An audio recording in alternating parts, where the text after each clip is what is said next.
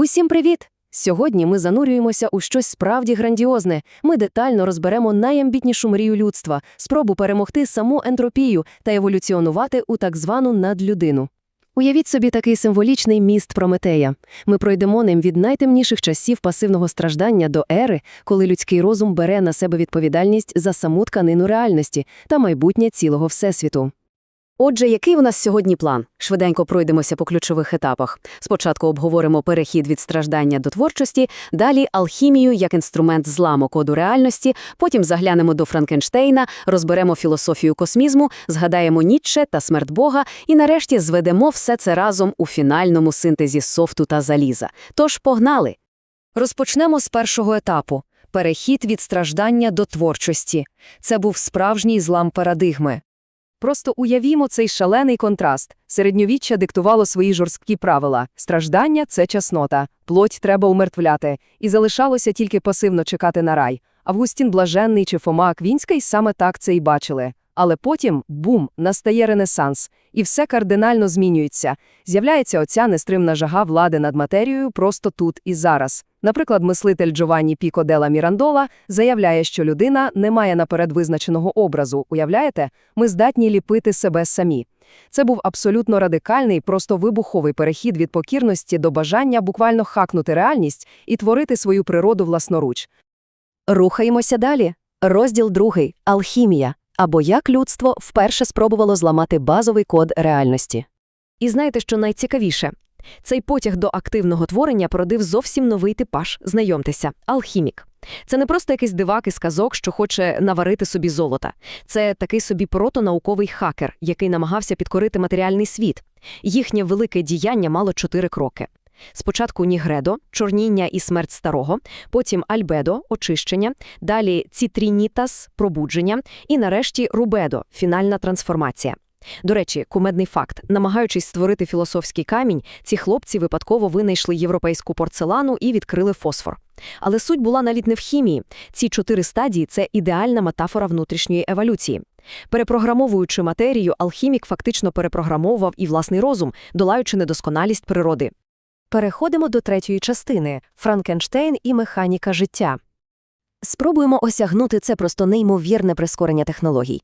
1769 рік. Джеймс Ватт створює парову машину, і людство долає обмеження мускульної сили. У 80-х Луїджі Гальвані б'є струмом жаб і відкриває тваринну електрику. А вже у 1803-му його племінник Джованні Альдіні влаштовує публічні експерименти з реанімації тіл страчених злочинців. Тіла буквально розплющували очі від ударів струмом. І ось як логічний фінал цього божевілля, у 1818 році світ бачить Франкенштейна Мері Шеллі. Електрика змінила абсолютно все. Магія та містика зникли, а на їхнє місце прийшла фізична інженерія. Життя раптом стало здаватися просто набором електричних імпульсів, які можна взяти і перезапустити. Але саме тут література 19 століття спрацювала як найтонший моральний сейсмограф. Твори про Франкенштейна чи доктора Джекіла і містера Хайда кричали про одну величезну проблему. Вони блискуче попереджали: якщо технологічні можливості розвиваються, а етична зрілість пасе задніх, катастрофи не уникнути. Спроба створити сучасного Прометея без потужного морального фундаменту неминуче веде до трагедії. Адже головна проблема Віктора Франкенштейна полягала зовсім не в його науковому прориві, а в елементарній малодушності та нездатності нести відповідальність за власне творіння. Ідемо далі. Розділ 4. Філософія космізму та генеральна битва з ентропією. Усвідомивши всю небезпеку безвідповідальної науки, філософи почали шукати спосіб поєднати етику та технології в глобальному масштабі. І ключовий момент тут полягає в абсолютно фантастичному концепті автотрофності, який запропонував Костянтин Ціолковський. Що це таке? Це теоретична стадія еволюції, коли людство майбутнього повністю відмовляється від грубих біологічних потреб і починає харчуватися буквально сонячною чи космічною енергією.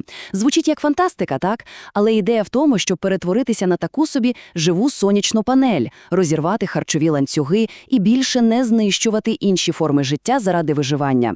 Це величезний крок до повної енергетичної та етичної автономії. І треба визнати, амбіції космістів просто вражають уяву.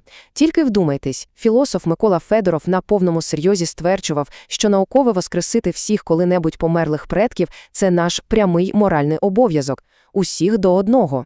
Більше того, ці мислителі відкрито кинуло виклик самому другому закону термодинаміки. Вони вірили, що розумні істоти просто зобов'язані керувати космічними процесами і рятувати Всесвіт від теплової смерті.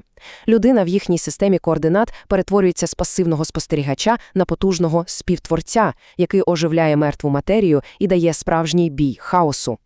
Розділ 5. Ніцше, смерть Бога і повний крах старих метафізичних парадигм. Знаєте, щоб збудувати таку величну структуру еволюції, спершу треба було повністю розчистити фундамент. І Фрідріх Ніцше підібрав для цього ідеальну метафору. Він писав: «Людина – це канат, натягнутий між твариною та надлюдиною, канат над прірвою». Ця фраза – це буквально стрижень усього нашого сьогоднішнього розбору. Вона чудово підкреслює, що ми – це не кінець історії і не вінець творіння. Ми лише небезпечний, дуже хисткий перехідний етап. Замерти на цьому канаті просто неможливо. Єдиний шлях – балансувати і йти вперед, щоб не зірватися у прірву регресу. Але от у чому заколика. Щоб цей перехід над прірвою взагалі став можливим, треба спочатку скинути весь токсичний багаж. Ніцше називав цей баласт ресентиментом. Це така прихована, мстива заздрість слабких до сильних.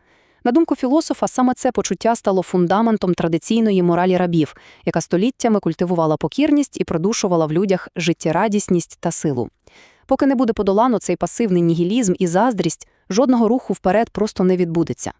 Сам процес цього ментального звільнення Ніцше описує через 3 перетворення духу. Перший крок – це верблюд. Стан, коли людина покірно тягне на собі важкий вантаж чужих догм і правил.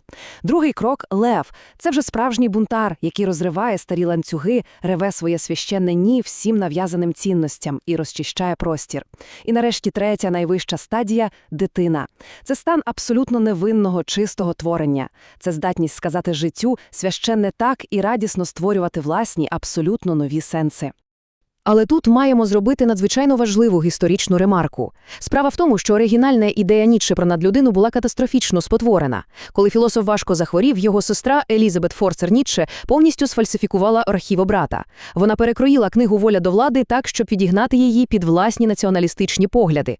Це маніпуляція, яка докорінно суперечить реальній філософії Ніцше, адже він вважав себе добрим європейцем і глибоко зневажав будь-який стадний шовінізм. Його справжня надлюдина – це ніякий не тиран із батигом, це творець, який переміг хаос усередині самого себе. І от ми підійшли до фіналу. Розділ 6 – еволюція софту та заліза. Фінальний синтез. Тож, щоб уся ця космічна еволюція дійсно спрацювала, нам потрібні 2 взаємопов'язані складові. З одного боку, необхідно оновити софт. Це ота сама ніцшанська психологічна перепрошивка, перемога над власним страхом, позбавлення від старих догм і підготовка розуму до абсолютно нових масштабів. З іншого боку, конче потрібне оновлення залізо, тобто фізична та біологічна трансформація, про яку мріяли косміфти, перехід до автотрофності, освоєння променистої енергії та безпосередня боротьба з ентропією. Софт – це наше мислення, а залізо – це наш носій. І тепер усе стає на свої місця. Уберменш, або надлюдина – це не якась фінальна біологічна крапка. І що найважливіше, це взагалі не зупинка. Це безперервний вектор руху, постійне подолання себе, нескінченна креативність і взяття на себе відповідальності за приборкання космічного хаосу. Це абсолютно прометейський стрибок, відмова від ролі вічних страждальців на користь активних, радісних архітекторів реальності. Отже, друзі, наприкінці цього розбору виникає одне, але надзвичайно глибоке питання. Чи вистачає сучасному людству етичної зрілості, щоб безпечно перейти цим мостом Прометея до наступного еволюційного кроку? Наше залізо, тобто технології, від редагування геному до штучного інтелекту, розвивається просто з шаленою швидкістю. Але чи готовий наш колективний софт керувати такою неймовірною силою без жахливих наслідків Франкенштейна? Той самий канат над прірвою досі дуже сильно хитається. І подальший напрямок нашого руху залежить виключно від того, які сенси ми обираємо прямо сьогодні. Сподіваюсь, цей розбір допоміг поглянути на складні еволюційні концепції під новим кутом. Дякую за увагу і до нових зустрічей.